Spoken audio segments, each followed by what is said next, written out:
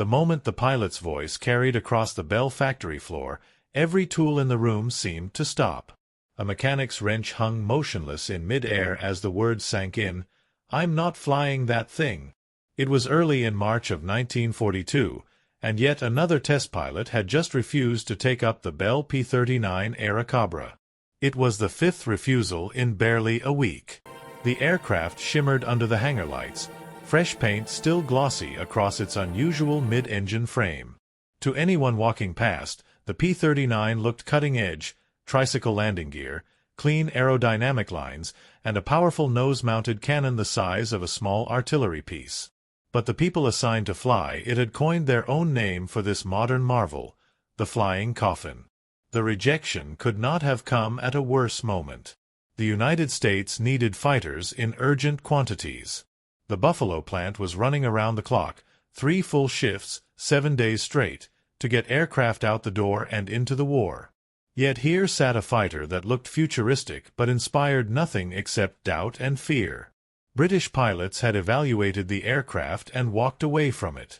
The French ordered them but never lived long enough as a nation to receive a single one. American airmen scanned the specifications and immediately asked to be reassigned to anything else. Even Bell's own test crews were starting to question whether the aircraft was safe to fly. At first glance, nothing seemed wrong. The P-39 had an elegant silhouette, modern engineering, and a weapon that dwarfed anything in the skies, a 37mm cannon capable of tearing through metal plates with ease. The decision to place the engine behind the pilot was, on paper, a stroke of genius. It balanced the aircraft perfectly and cleared the nose for heavy armament. But what looked flawless in theory unraveled inside the cockpit. Running a long drive shaft beneath the pilot's feet meant constant vibrations, shaking, humming, rattling that made the aircraft feel alive in the worst possible way. Pilots joked they felt more like passengers on a malfunctioning machine than masters of a precision instrument. And the engine placement brought a cruel risk. Any internal malfunction erupted behind the pilot, sending heat and shrapnel forward toward the cockpit. In most fighters, an engine problem happened in front of you. Visible, loud, and predictable. In the Airacobra, the first warning could be the sensation of flames creeping up your back. Before we continue, I'd love to know where you're watching from, and whether you've heard of the P-39's incredible second life on the Eastern Front. Drop a comment below, and if you enjoy deep-dive aviation stories, make sure to subscribe so you never miss another episode. The aircraft's most critical flaw became undeniable the moment pilots tried to climb.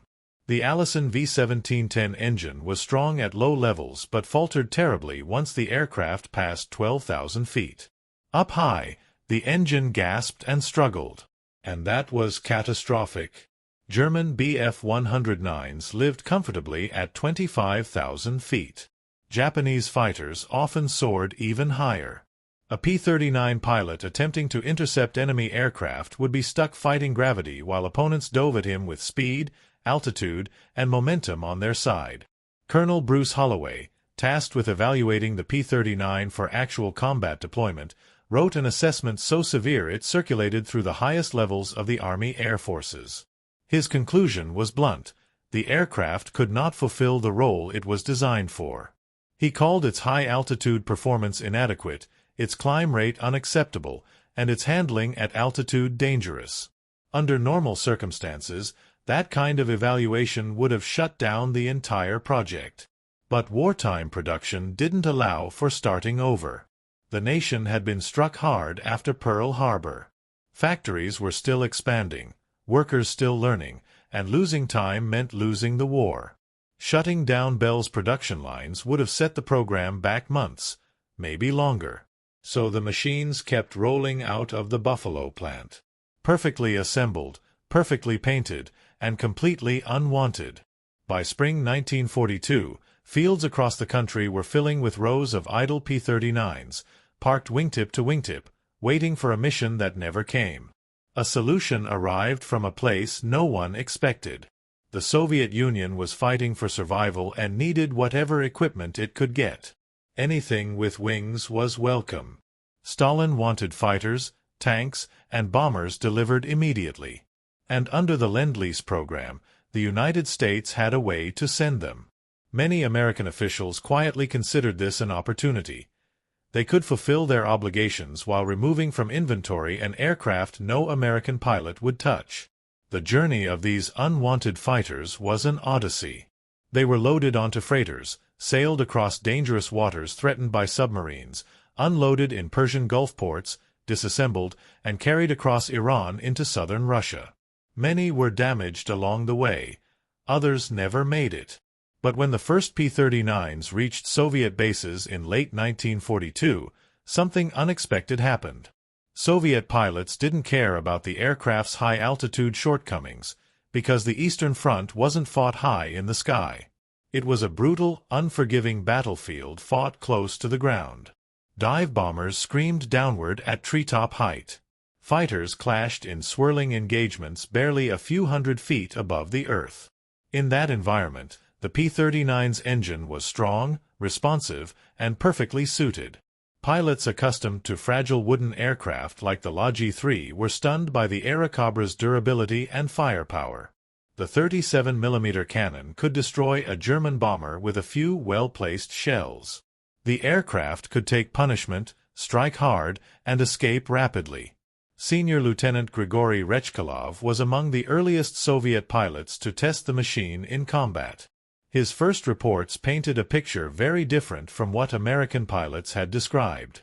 Yes, the aircraft was heavy. Yes, it struggled to climb. But in a dive, it was unmatched. He described watching the tail of a German Ju-88 detach completely after only a few shells. His conclusion was simple. The aircraft rewarded decisive action and punished hesitation. That idea would soon define an entire combat doctrine. The man who perfected the Aerocobra and turned it into a legendary weapon was Alexander Ivanovich Pokrishkin.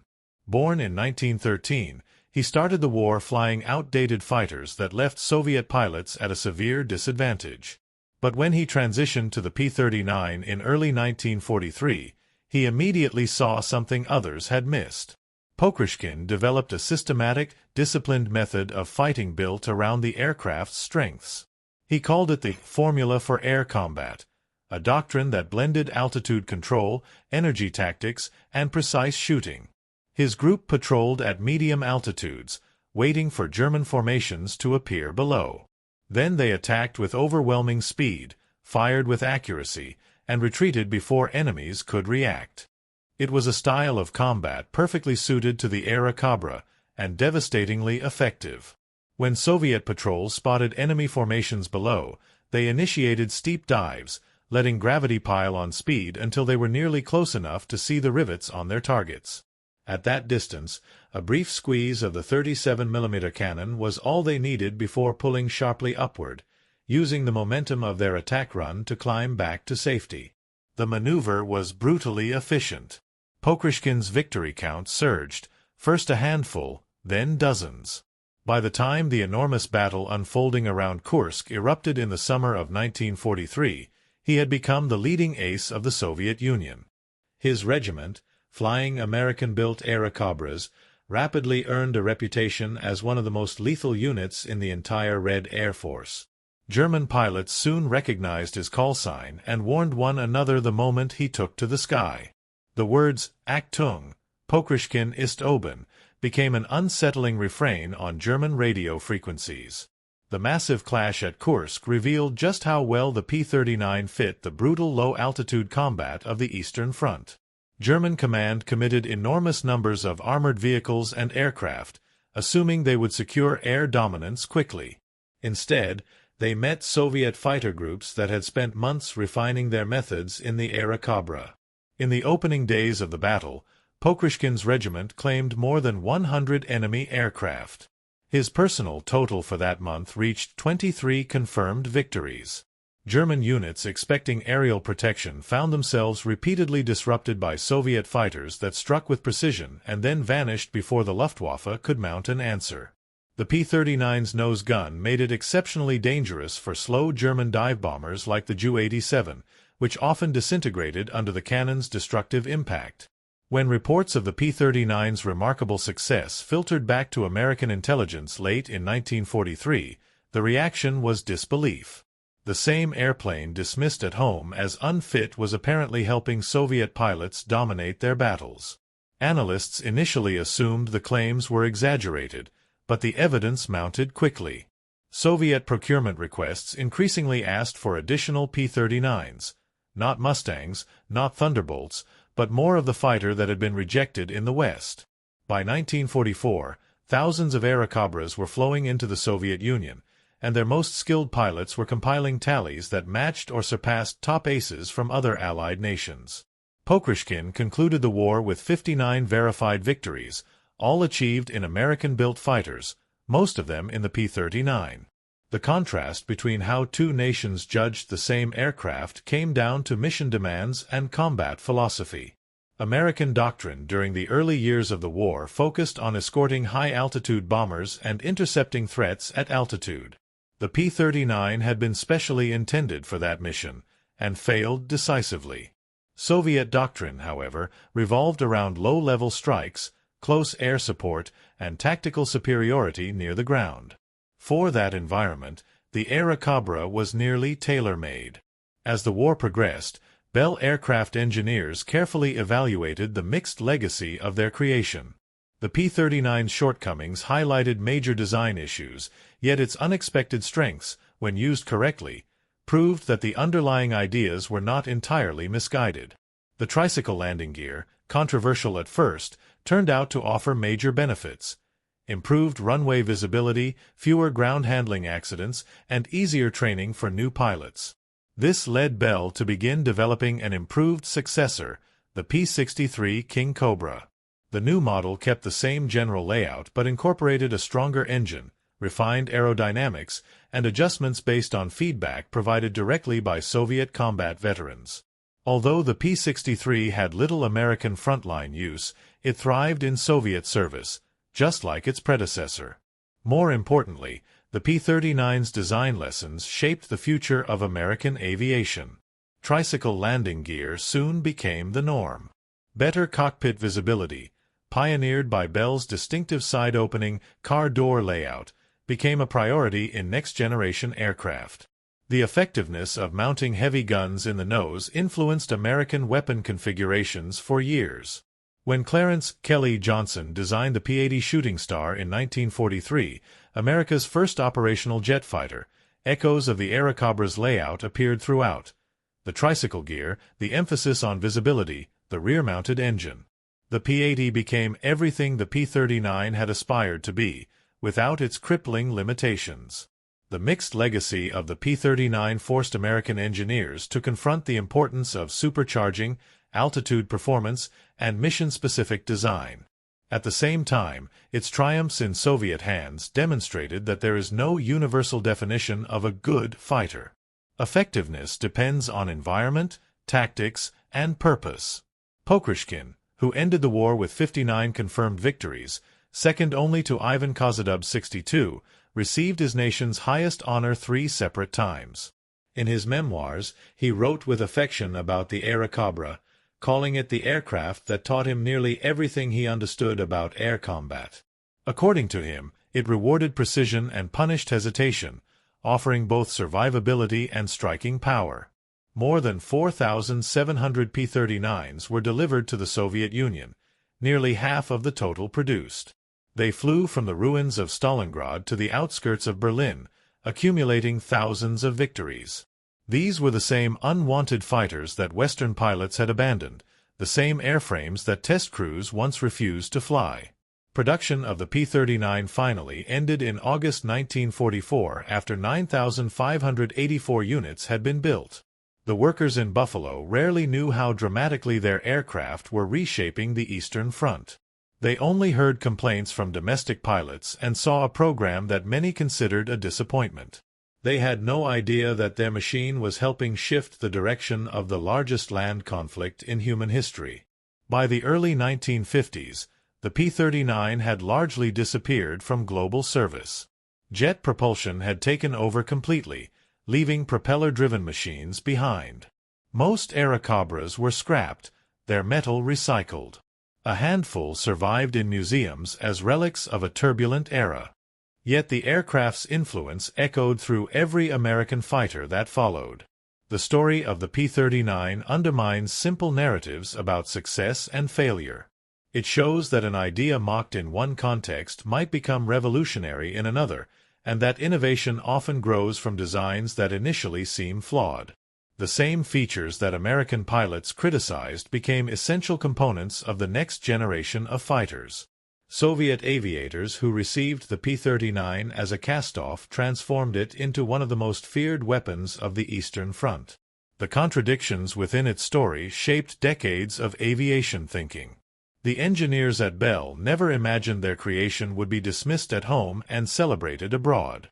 They believed they were building a groundbreaking fighter, one that would change aerial combat. And although their aircraft stumbled in American service, its structural philosophy helped pave the way for the jet age. The factory workers who built thousands of these machines, often discouraged by negative reports, continued doing meticulous work.